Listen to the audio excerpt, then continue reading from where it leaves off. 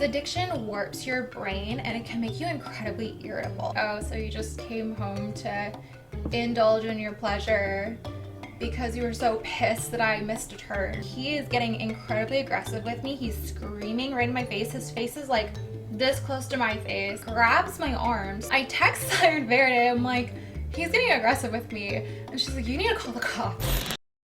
Hey babes, good afternoon and welcome back to my YouTube channel. Today I am finally answering all of your questions that you have for me in regards to the previous 3 to 4 videos on my channel all about my crazy Whip-Lash Divorce story time. So, before I get started into today's video, I will be talking about some story times towards the end of the Q&A. These story times are going to be things that I did not share in the previous episode just because I was trying to keep the videos a little shorter, but I figured I'd slide in some stories in this video. And also I'll be giving you guys an update towards the very end as well.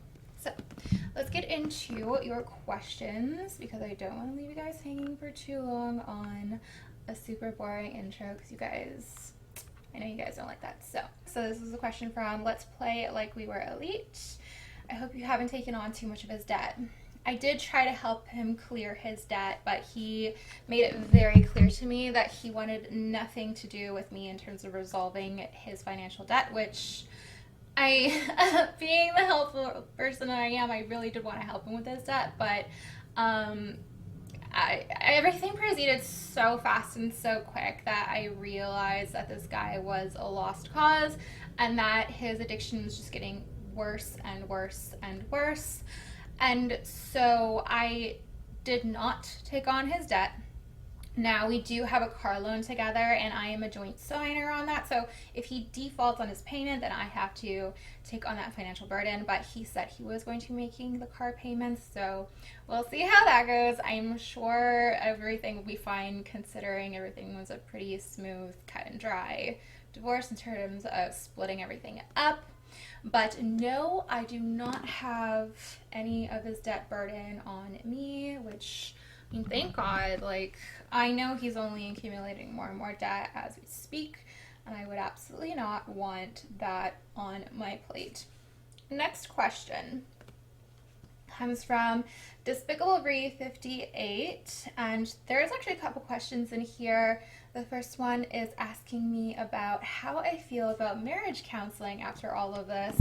I will say I think it takes two to make a marriage counseling work, and I really don't think that he was invested like I was. I mean, I still speak to this counselor today on my own, and even like last week when I spoke with her, like, we were talking about how I was the one who was pushing for therapy. I was the one who was pushing to make things work.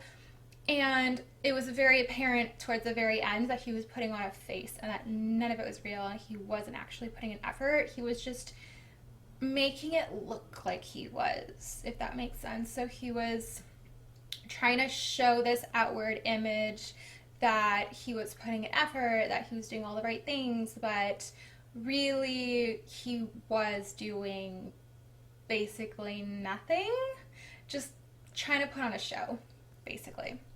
And it's kind of crazy because even so, like, I didn't go to this year's QuakeCon for August, but the previous year, 2024, I was speaking to one of the cousins because they had asked a question and they were asking, is it worth it to put in a bunch of effort in a relationship to make things work? Because their parents had also gone through or were going through a really messy divorce. And he straight up was like, yes, it's so worth it to make a relationship work and to put in the effort. It's very worth it, even though it's a lot of work. I was like, yeah, that sounds right. That sounds realistic. And so it's crazy to me now thinking about like how he's been showing himself to everybody in his family, everyone in his life, that he's putting all of this effort into trying to make a relationship work. But at the end of the day, he definitely was just putting on a show. So, marriage counseling. Do I think that it works? Do I think I would recommend it? I don't know because I can't really say I got a solid try with it. I do think it would require both individuals to be showing up and putting in the work, and I don't think he did. and so I can't really say whether or not marriage therapy counseling would work. I think it can be helpful. Like, basically, at the end of the day, it provides a safe space for both the individuals to share everything that's on their mind, but also trying to come to compromises and resolutions and workarounds. And where I think that a marriage counselor can definitely support in that and do that very effectively. If one partner is not putting in the effort, then it's just not going to work. And also, I don't think it should be used as a crutch either. I think it should definitely be used as a skill building tool instead of going to therapy indefinitely. I think you should be able to learn from it to figure out how to apply that in your own time. And basically, towards the end, like, it just came down to, like, we weren't going to discuss anything unless it was in the counselor's office. And it's just crazy because everything I was saying when we would have conversations, he would just stonewall. And for those of you who may or may not know, stonewalling is actually one of the four horsemen predictors of a divorce. So stonewalling, that's one thing I dealt with very, very heavily in that marriage. And could argue that it was predicted that it was not going to last and that a divorce was foreseen. So the next question by Despicable Re 58 is, have you discovered anything about your journey, such as inner strength, confidence, and how supportive your network is? What I learned, I mean, I've been through so much. Let's be honest, like, you guys have seen my story times, you've heard my story times. I've been through so much, and so I guess it's a consistent pattern that I am fully aware that whatever I face, I can overcome. Not that it's easy, not that I want to, I just know I can do it. Still gonna be really hard, still gonna destroy me. I know I'll stand up at the end of the day eventually.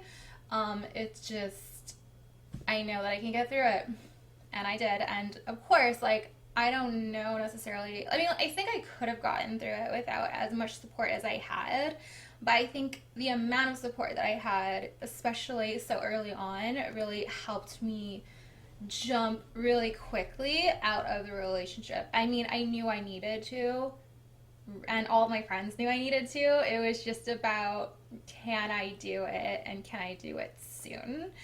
And I did realize that my friends were completely supportive, but at the same time, I wasn't super open about everything towards my friend. I mean, I was pretty transparent, but having those conversations with him on the updates about what was going on and filling them in and them being there to, like, listen but also offer some guidance and support, I definitely built, like, stronger connections with those friends. So that was pretty cool. I mean, when you go through something hard with someone, you usually do have a stronger relationship because of it, right? So I hope that answers your questions. Now I'm gonna get into the next question. Sorry, it's super hot. I know it's California, so it's not like Texas heat, but there's no air conditioning in this apartment, so it's still really hot. And I have to close the window because otherwise you're gonna hear, like, all of the traffic that's outside. Okay, so the next question that I have is from Vincent Torney Plus. I have to ask, was he Army? And if yes, what was his MOS? Please don't start with 11. I don't know what MOS means. Again, one, you have to remember I'm Canadian, so this whole military stuff, especially, like, the American military, was very, very new to me from when I first started living in America. And he was only in the military for a couple of years when I was with him. And even then, I was back and forth between Toronto and Guam while he was still stationed in Guam. He was Navy, and he was stationed with the Frank Cable. It was actually interesting because they didn't actually go on any deployments. For many, many years, the ship was stationary in Guam and did not go on any deployments. But towards the very end of his contract, he went on one deployment, And I ended up spending a good 6-7 months back in Toronto while he was on deployment, and I was working and I was hanging out with my friends, and yeah, so he was Navy. He was an engineman, and I think he managed to get to an E4, but I can't remember his rank exactly. All right, let's see if you guys have any other questions for me. I think that's it. You guys really didn't ask too many questions. If I'm missing any questions, I'm sorry. I tried to go through and just screenshot all of your questions. And I think I did answer some of them in the comment section as well. So I'm going to go ahead and give you a couple mini stories. Things that I didn't talk about in my series, but interesting.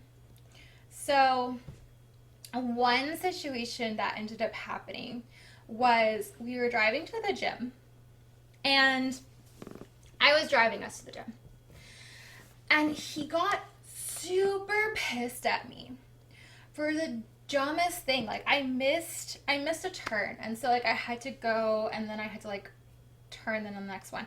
I mean, when I feel like there's someone on edge around me, it's really, really hard for me to relax. I mean, I know it's not anyone else's fault but my own, really, but it just is what it is. I start feeling antsy if someone around me is just not having a good time.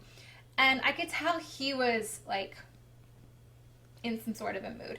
And so I was a little bit more like, and so I took a wrong turn. We get to the gym, and so this was, I want to say December. It might have been December. So at this point in time, the only time that we were spending together was watching TV occasionally, going to the gym, not working out together, but going there. And then I would take a lift back and he would go to work. And then we would also do like weekly grocery shopping together. And that was pretty much it. And at that point, I think we were also separating our groceries for the most part. I mean, he was buying his meats, but like everything else that I was buying was still pretty much shared. Like, he would still eat like the stuff that I would make. So I took a strong turn. We get to the gym. He's clearly in some sort of a mood.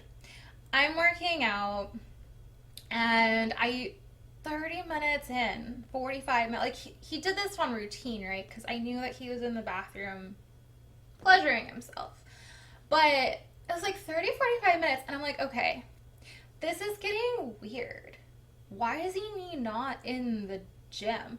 So I got this really bad feeling, and I left the gym, and I went to the parking lot where I know I parked the car. It wasn't there. And I'm like, what the heck?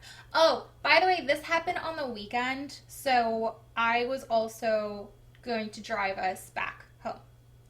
And so that was my ride too, was the shared vehicle. So I'm kind of in panic mode because I'm like, what the heck? So I text him. I'm like, hey, where are you? And he doesn't respond. I start calling him, doesn't respond, like rings, no answer. And then it turns into reject.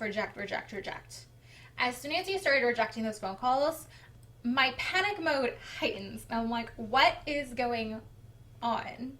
And so I get a lift back to the house, like mid-workout, and he finally responds to me around the time that I'm almost like just like entering into my neighborhood.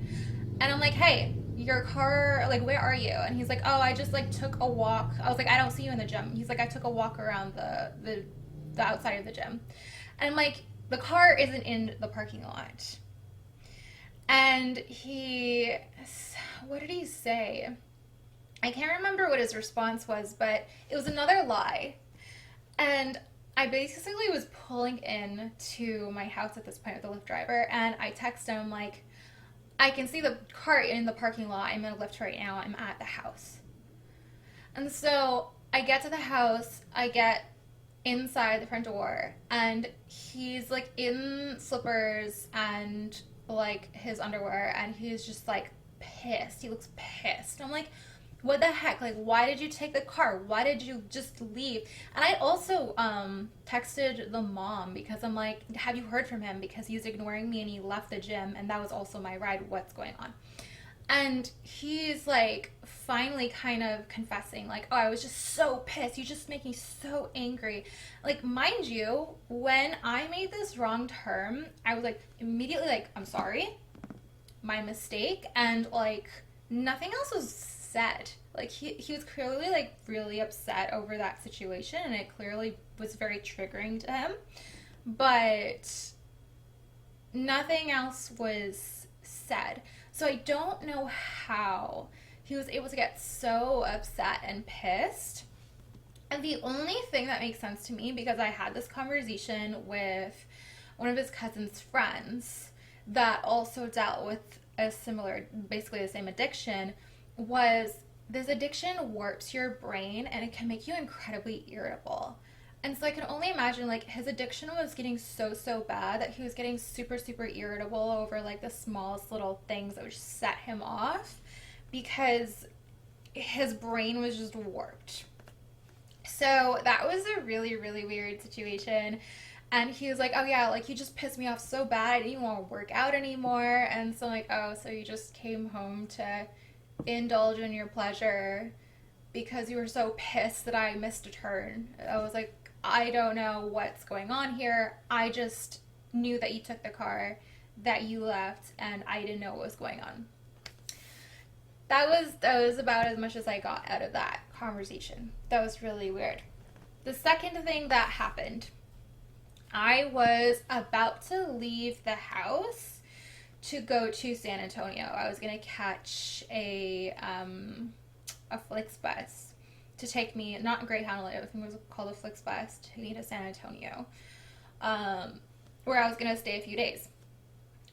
And he was asking me if he had gotten my taxes, because I told him I wanted to do them separate.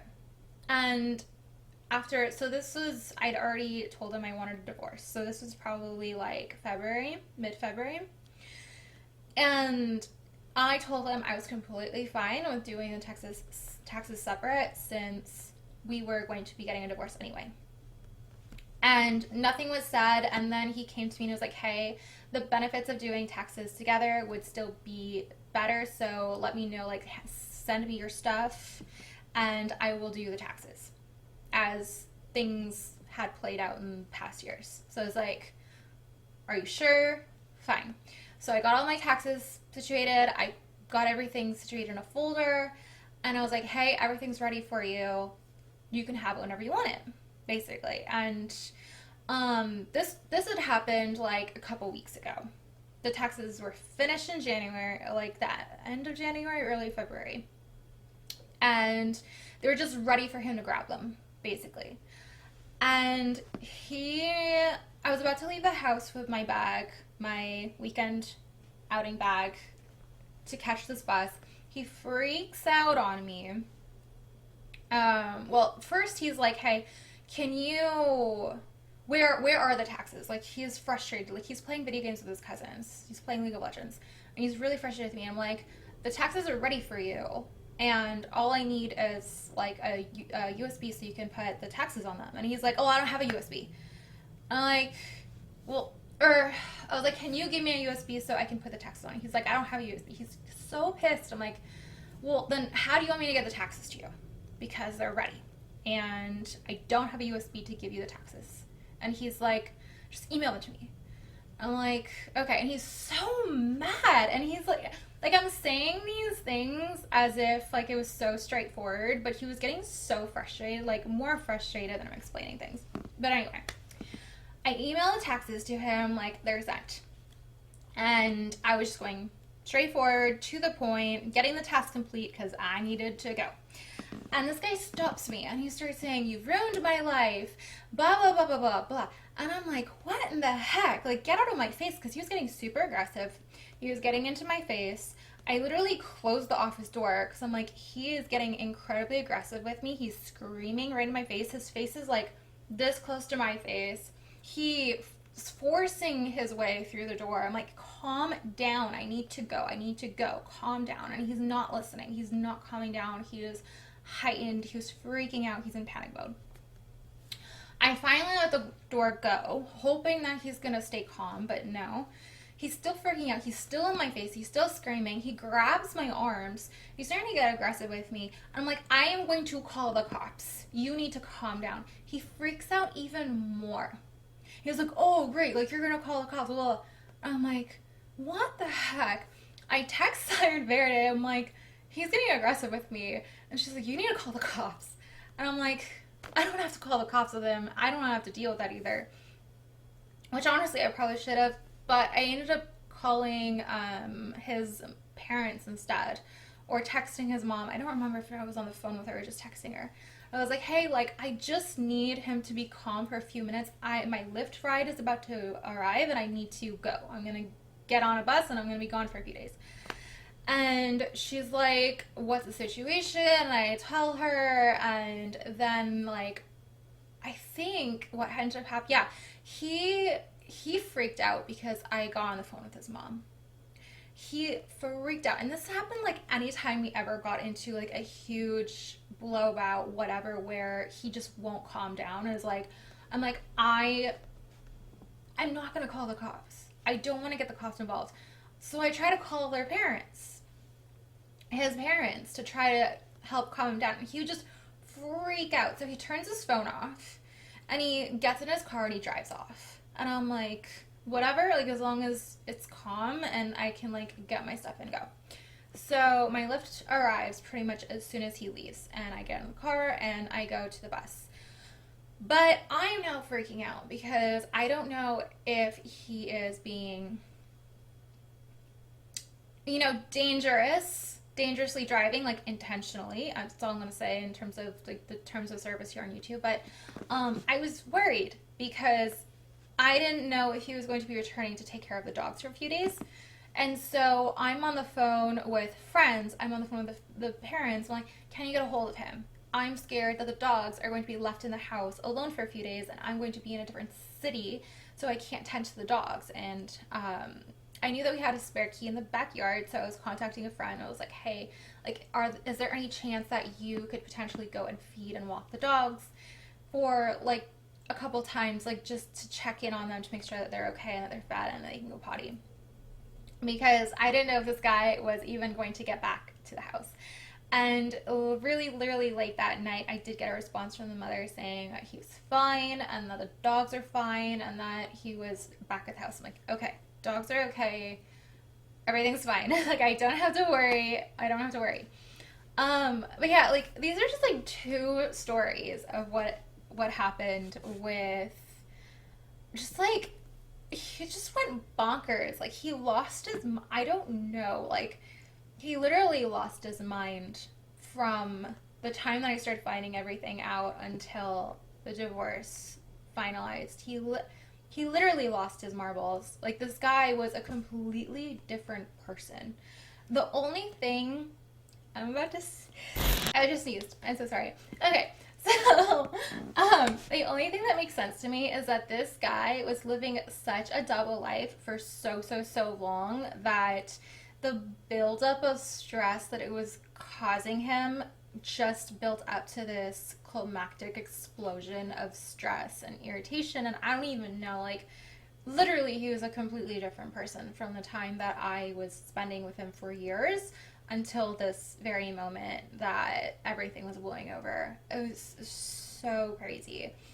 If I look like I'm getting dizzy from talking about these stories, it's because, again, like, the body remembers. The body definitely does keep the score with stress and stuff, and, like, the whole thing was just dizzying and whiplash for me because I didn't see any of it coming, and it was just, like, everything was fine. I thought that we were doing great and that we had worked through a lot of our issues, and then all of a sudden everything was just, oh, we're not here, we're here.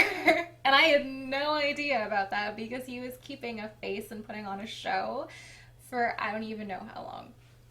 But anyways, those are my two mini stories. There are so many more stories I could share, not just regards to this crazy disastrous relationship, but also in regards to other crazy experiences that I have had and other stuff in my life that I have yet to catch you guys up on, which I intended to fully, and then everything happens, and here we are today.